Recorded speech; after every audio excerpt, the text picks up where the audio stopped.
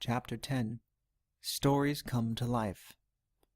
Zeddy and his mother stood together in Professor Zachary Zenith's front hall, frozen in fear. Zadie pushed Zeddy behind her as the professor stared at them, a crazy look in his eyes. The professor shook his fist at the scared mother and child who were slowly backing against the wall. He demanded once again, "Who are you?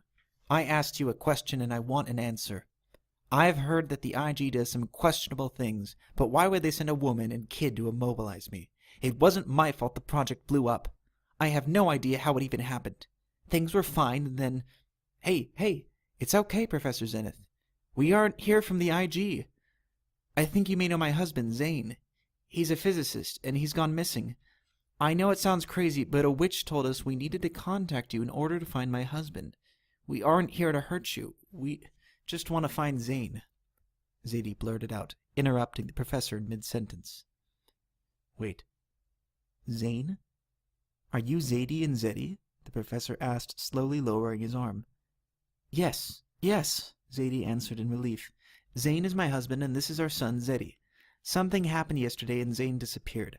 I know it sounds bizarre, but an old woman in our neighborhood said that we need to find you and a place called Zamira to find Zane. Do you know what she means by that?"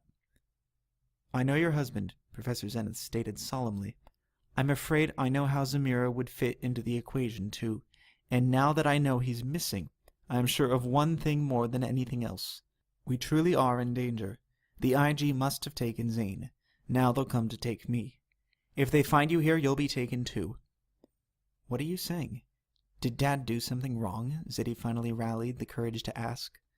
No, it's not like that. I'm sorry. After the new laws this morning and the chaos of the last few days, I overreacted when you showed up here. Call it paranoia, stress, whatever. I'm sorry. Please, come in. Let me get you a drink and we can talk this through. If you'd like to follow me," said Professor Zenith. The professor started down the hall and motioned Zadie and Zeddy to follow him. Zeddy looked anxiously at his mother, not sure to trust the professor or make a run for it.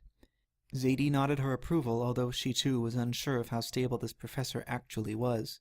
She reached down and took Zeddy's hand in hers.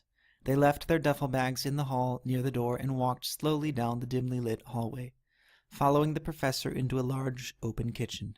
The professor motioned towards the table. "Please, have a seat. I will pour us some glasses of water. Please, sit," the professor asked politely, genuinely sorry for his earlier behavior.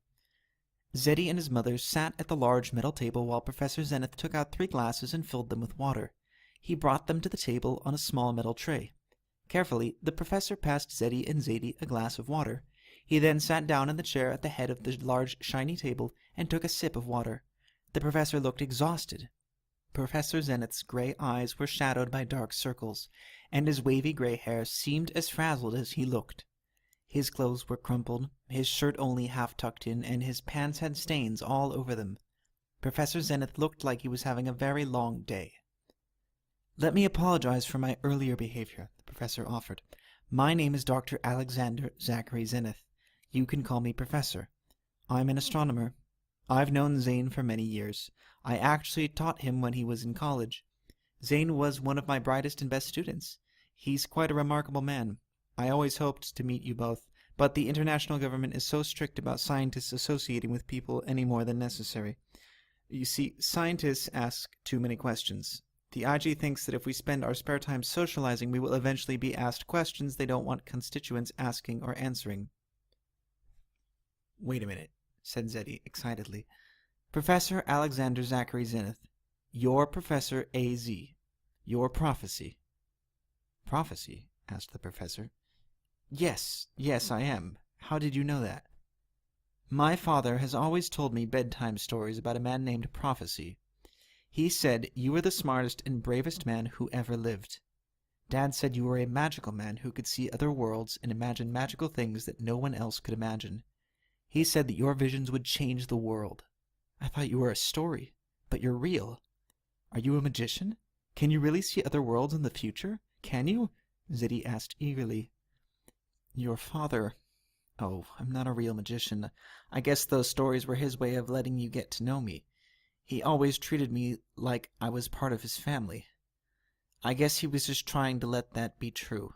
You see, prophecy is the nickname your father gave me based on my name and my love of space exploration. Zane and I always agreed that the answer to all our problems could be found in space. I'm a scientist, and science is a lot like magic, so no, I can't really see the future, but I can see other worlds through my telescope, Prophecy answered. Do you think my father is really the Count of Monte Cristo, as I sometimes get that feeling when he tells me all of his bedtime stories? Is he your fearless sidekick scientist? Isn't Dad a genius mathematician? Zadie questioned.